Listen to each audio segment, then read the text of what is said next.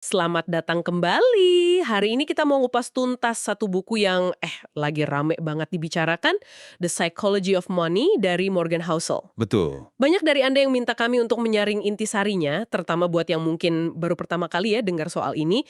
Jadi misi kita simpel. Hmm, Kita mau cari tahu kenapa kata Housel jago ngatur duit itu urusannya lebih ke soal kelakuan, bukan soal pinter-pinteran di atas kertas. tepat sekali. Dan untuk membuktikannya, Housel langsung membuka buku ini dengan dua kisah yang kontrasnya, wah, luar biasa. Iya kan? Di satu sisi, ada eksekutif teknologi yang super jenius dan kaya raya. Saking kayanya, dia iseng lempar koin emas ke laut. Tapi ujung-ujungnya dia bangkrut total. Itu gila sih. Nah, di sisi lain, ada orang bernama Ronald Read. Dia ini petugas kebersihan dan penjaga pom bensin seumur hidupnya. Nggak ada yang kenal. Gak ada yang kenal dia. Tapi waktu dia meninggal, di usia 92, dia meninggalkan warisan lebih dari 8 juta dolar, yang sebagian besar disumbangkan. 8 juta dolar. Pertanyaan besarnya kan jadi, gimana ceritanya seorang petugas kebersihan bisa jauh lebih sukses secara finansial daripada eksekutif jenius?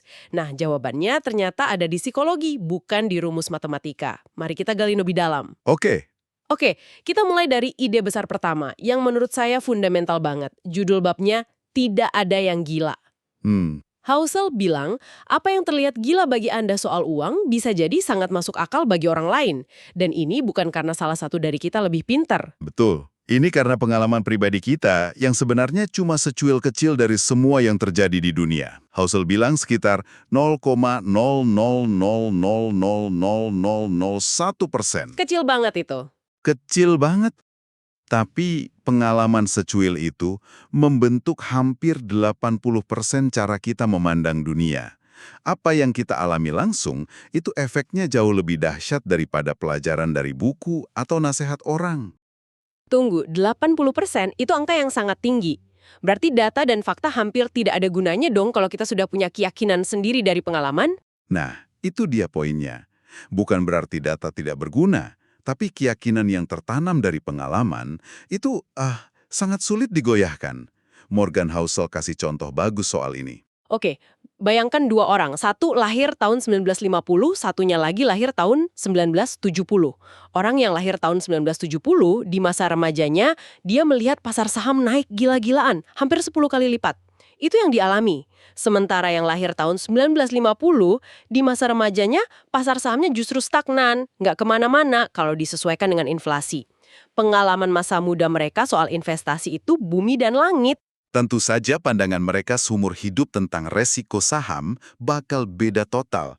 Yang satu melihatnya sebagai kayak mesin uang, yang satu lagi mungkin melihatnya sebagai sesuatu yang sia-sia. Nggak ada yang salah, nggak ada yang benar ya. Tidak ada yang lebih pinter, mereka hanya dibesarkan di dunia yang berbeda. Dan ini berlaku untuk semua hal. Cara pandang soal inflasi, utang, bahkan menabung. Setiap keputusan finansial yang kita ambil, pada saat itu terasa masuk akal bagi kita. Ini nyambung ke contoh Housel soal orang yang beli tiket lotre. Buat kita yang mungkin finansialnya stabil, lihat orang berpenghasilan rendah beli lotre itu kan rasanya, ngapain sih buang-buang uang? Iya, nggak rasional. Tapi dari sudut pandang mereka, itu satu-satunya cara untuk membeli harapan, mimpi bisa punya mobil bagus atau liburan, hal-hal yang mungkin buat kita sudah biasa. Membeli mimpi ya. Jadi wawasan utamanya di sini bukan cuma soal empati, tapi juga untuk introspeksi. Coba pikirkan, keputusan finansial aneh apa yang Anda ambil sekarang yang sebenarnya sangat masuk akal jika dilihat dari pengalaman unik Anda sendiri? Dan kalau kita sudah paham bahwa pengalaman pribadi itu membentuk kita, ide besar berikutnya jadi lebih masuk akal.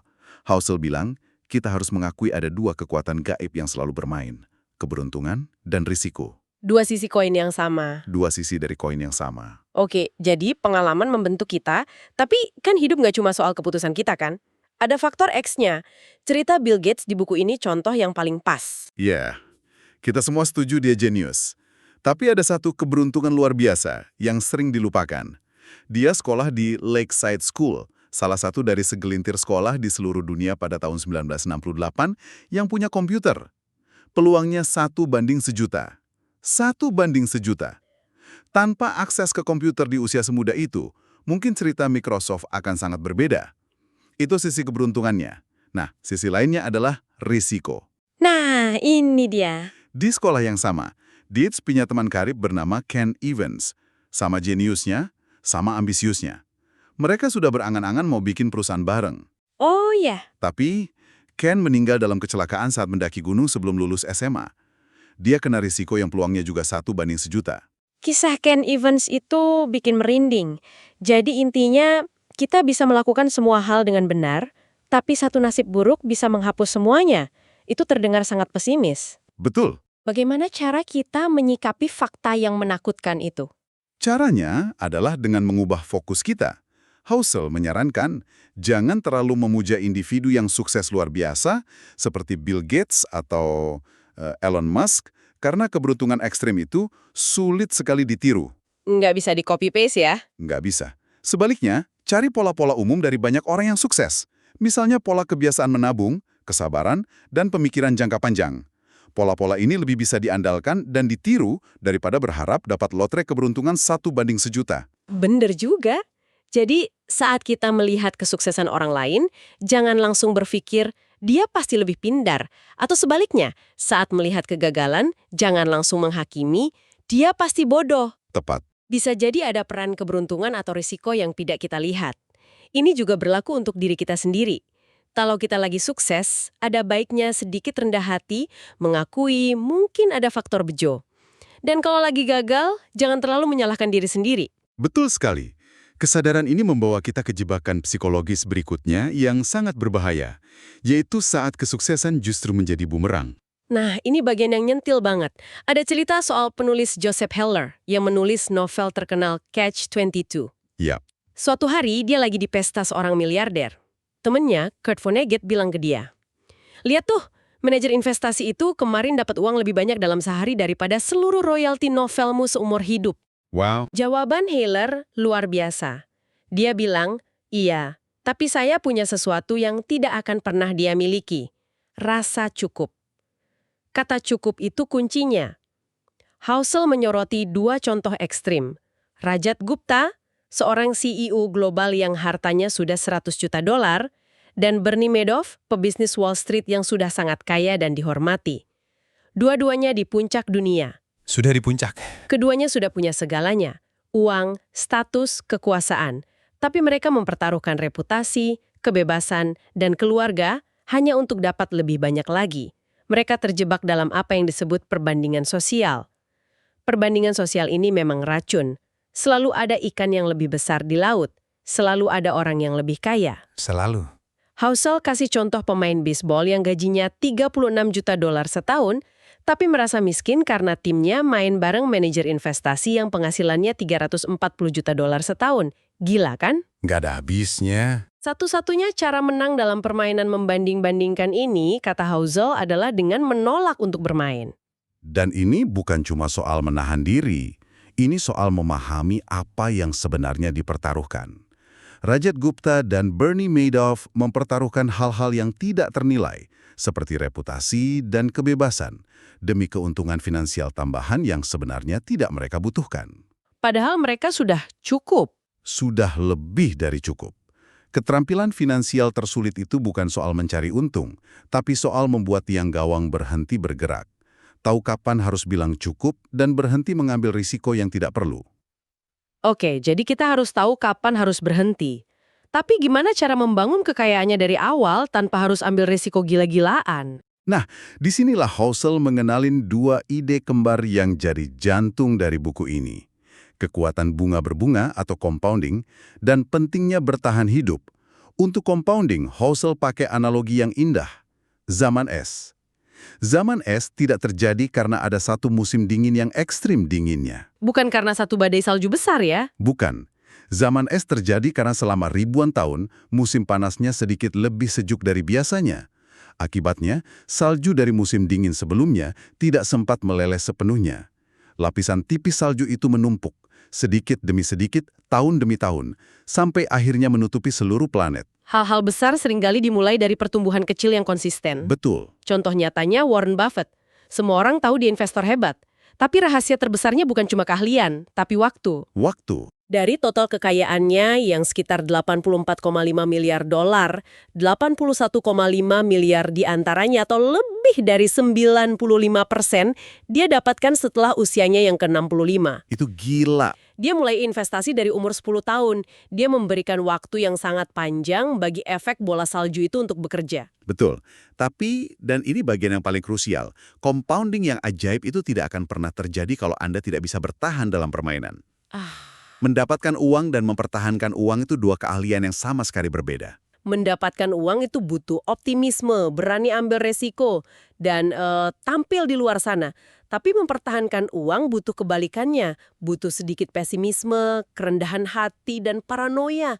Kesadaran bahwa apa yang kamu dapat dengan susah payah bisa hilang dalam sekejap. Oke, jadi kuncinya adalah survival. Survival atau bertahan hidup. Jangan sampai terhapus dari permainan. Ini seperti cerita Jesse Lee Morver di buku itu kan? Dia jadi legenda karena berhasil dapat untung besar saat pasar saham anjlok parah di tahun 1929.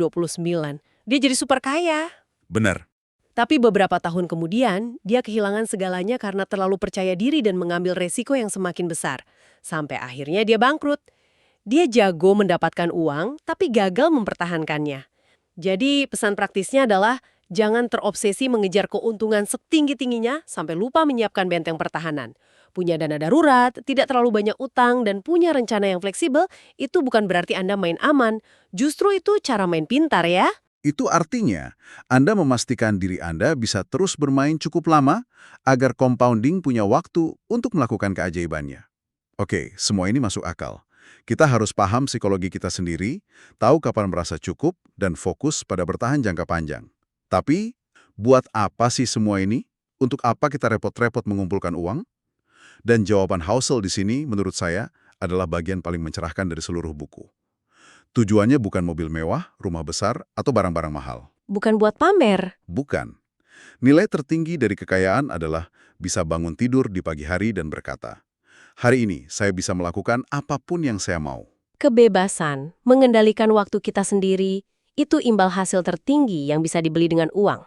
Ini nyambung banget. Iya kan? Punya gaji besar, tapi harus siap sedia meeting jam 10 malam atau balas email di hari Minggu, itu rasanya nggak bebas sama sekali. Rasanya sama seperti melakukan pekerjaan yang kita benci. Benar.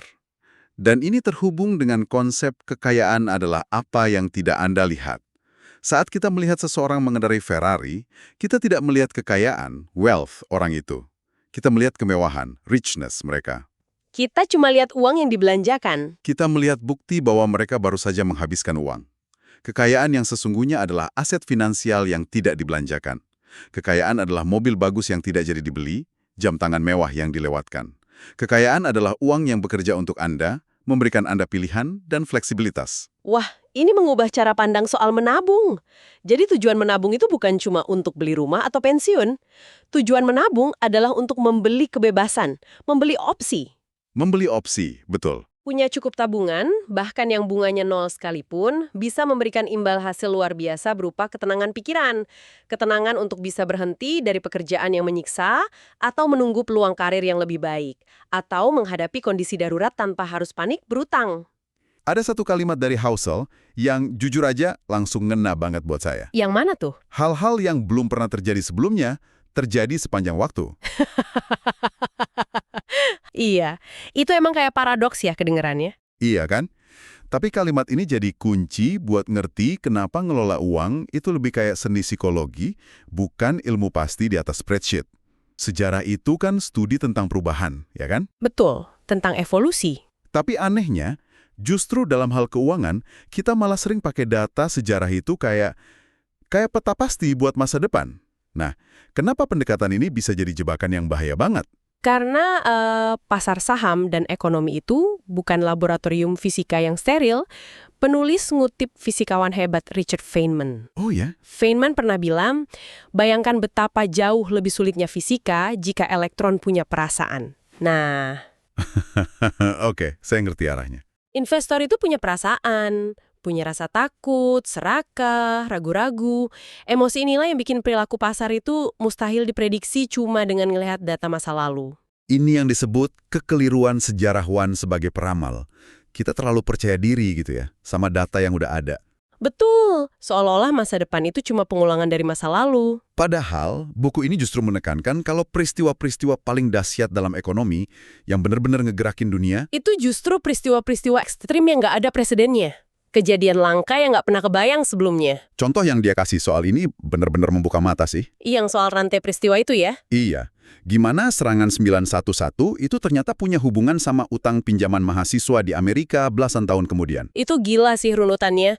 Jadi 911 bikin The Fed panik, potong suku bunga rendah bikin gelembung perumahan. Terus gelembungnya pecah, krisis keuangan global 2008. Dan krisis itu bikin lapangan kerja susah, akhirnya makin banyak orang ngambil utang mahasiswa yang membengkak. Luar biasa koneksinya. Maksudnya, siapa coba yang waras tanggal 10 September 2001 yang bisa bilang, oh saya tahu nih, penyebab krisis utang mahasiswa 15 tahun lagi, 19 pembajak? Kan nggak ada. Nggak ada. Dan itu intinya. Koneksi di dunia nyata itu seringkali absurd, nggak linier. Kita aja yang suka nyari-nyari pola yang rapi. Padahal aslinya berantakan banget ya. Tepat. Makanya, pakai bencana masa lalu kayak depresi besar tahun 1929 sebagai patokan skenario terburuk, itu disebutnya kegagalan imajinasi. Karena kita berasumsi cuma hal buruk yang pernah terjadi yang bisa terjadi lagi.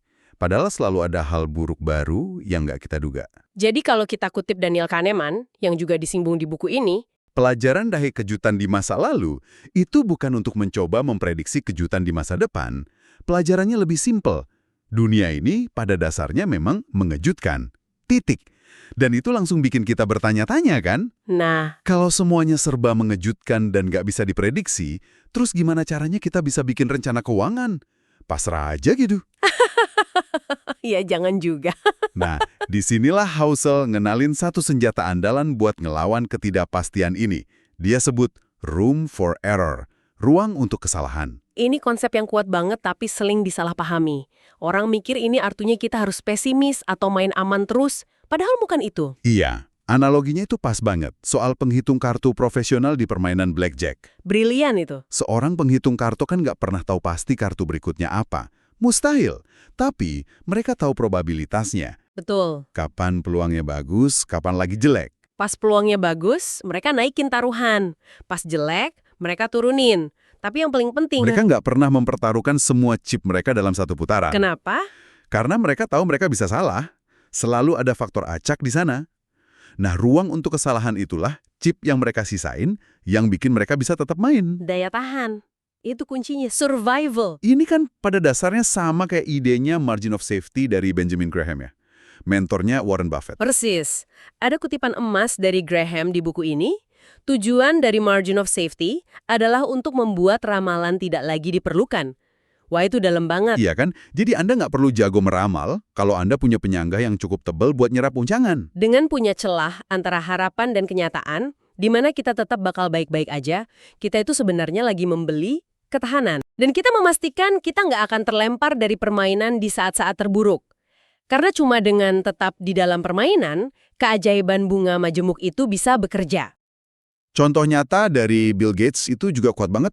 Oh, yang soal Microsoft di awal-awal itu ya? Iya, dia punya aturan pribadi yang ketat banget. Perusahaannya harus selalu punya uang tunai di bank untuk bayar gaji seluruh karyawan selama setahun penuh.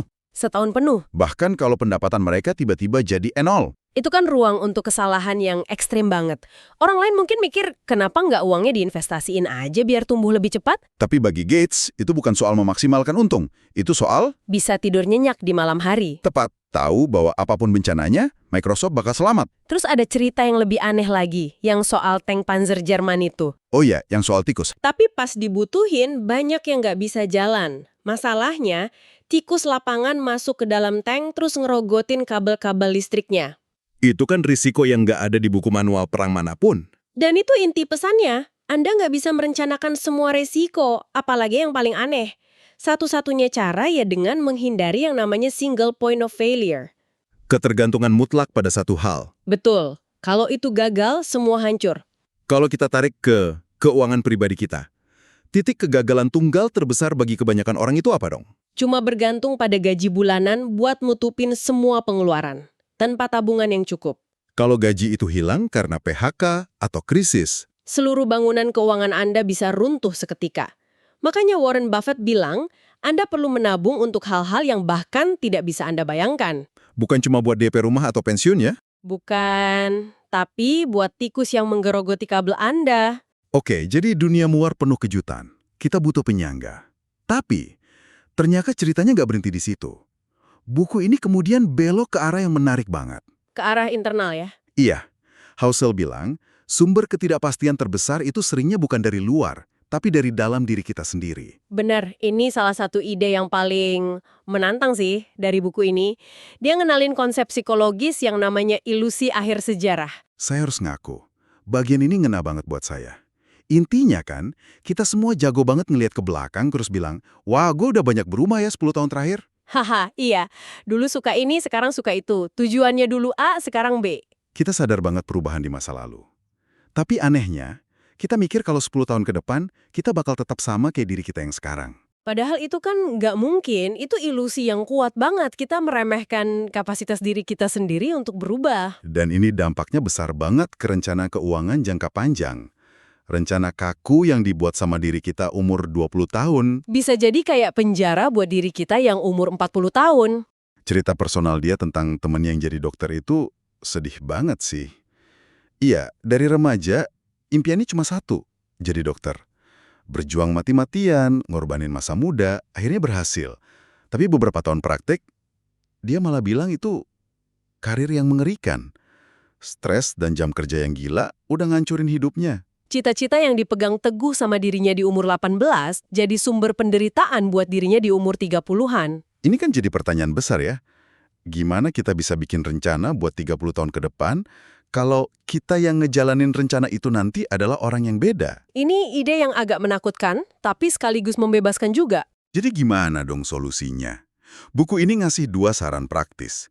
Pertama, hindari titik-titik ekstrim dalam perencanaan keuangan. Misalnya, jangan bikin rencana yang harusin Anda kerja 80 jam seminggu selama 30 tahun.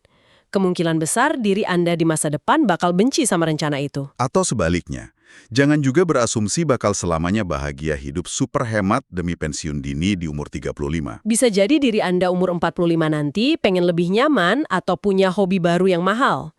Keseimbangan itu kuncinya. Saran kedua, dan ini menurut saya kuat banget, adalah kita harus terima kalau kita bakal berubah pikiran. Dan saat itu terjadi, jangan terikat sama yang namanya sunk costs atau biaya hangus. Wah, ini susah banget dilakuin. Biaya hangus itu kan semua waktu, uang, energi yang udah kita keluarin. Karena udah terlanjur banyak berinvestasi, kita jadi ngerasa harus terus, padahal udah nggak mau lagi. Kayak teman penulis yang jadi dokter itu.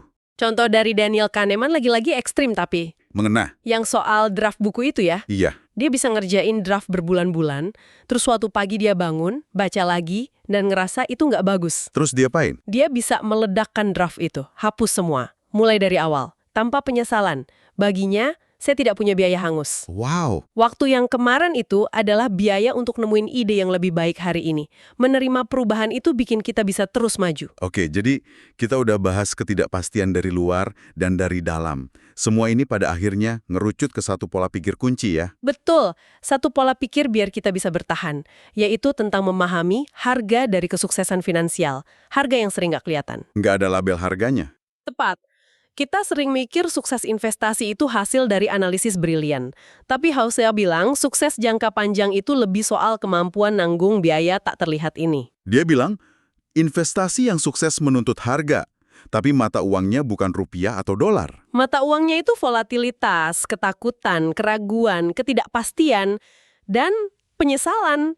Itulah harga yang harus dibayar. Grafik Dow Jones dari tahun 1950 di buku itu nunjukin banget hal ini.